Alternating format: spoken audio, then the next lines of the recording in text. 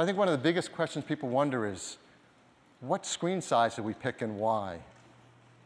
And the team worked really hard thinking about this. We want an iPad that's capable of running all that amazing software written for iPad without developers having to do any work.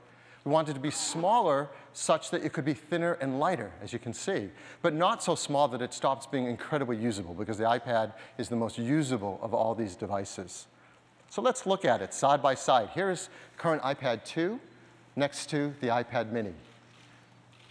The iPad 2 is 9.7 inches on the diagonal, iPad mini 7.9. So that's easy to remember, right? 9.7, 7.9. And the pixels are even easier to remember because they're exactly the same. The original iPad, the iPad 2 are 1024 by 768. And the new iPad mini is 1024 by 768. That means all of the software created for iPad all works on the iPad mini, unchanged. And it's great to use in both the portrait and landscape position, which our customers love to use it in both manners. So it's great for reading your email and responding to your email and surfing the web. It's great for managing all your photos and sharing them with friends and family. It's fantastic for kicking back and reading a magazine or a book on. It is amazing to sit there and hold it and do a FaceTime HD phone call on something so thin and light. It's great for all of your iWork applications, Keynote, Pages, Numbers. It's fantastic for all the iLife applications, iPhoto, iMovie, GarageBand. I mean, it is so much fun to sit there and play multi-touch software instruments in GarageBand on this thin and light iPad.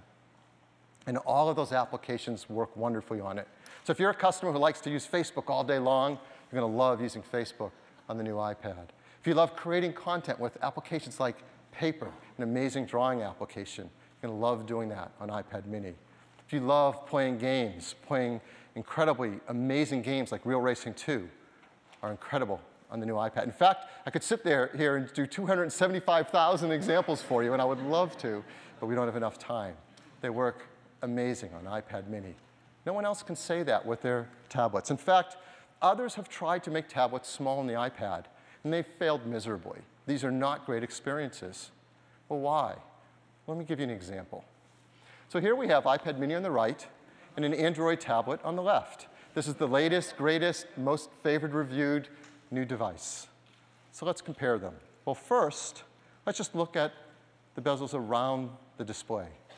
Ours, the iPad mini, is made of aluminum, and we've worked hard to make it thin so it's comfortable to hold and use with one hand.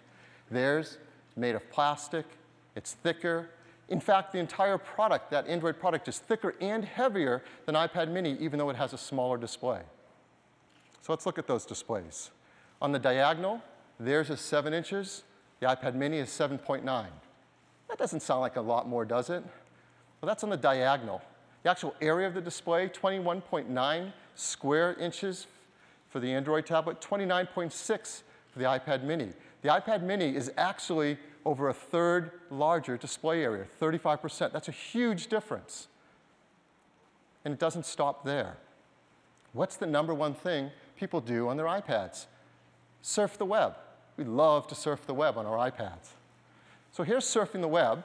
This is a popular museum, the Guggenheim Museum, and visiting it in both browsers. But you can see there's things around the browser. There's tabs.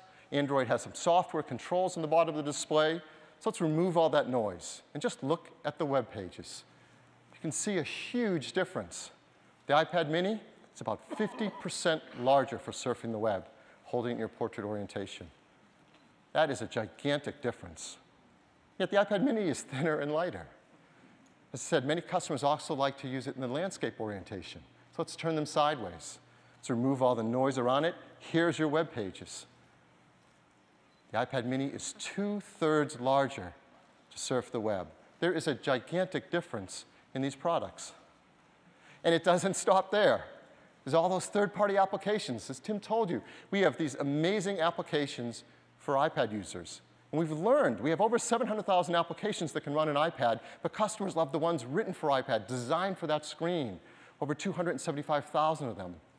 What does the other platform have? They have phone applications stretched up, not tablet applications. So for example, if you like to hang with your friends and Yelp, you get a great experience on iPad mini, you get a scaled-up phone experience on that other product. There's a big difference. If you like to shop on eBay, a huge difference between what you can do on an iPad and on these other products. If you like to listen to music in Pandora, the differences are night and day. If you like to go search for videos to watch in Vimeo, a great experience, a not great experience. If you like to plan your trip on TripAdvisor, an incredible experience on iPad mini, well, you know, right? So we could go on and on.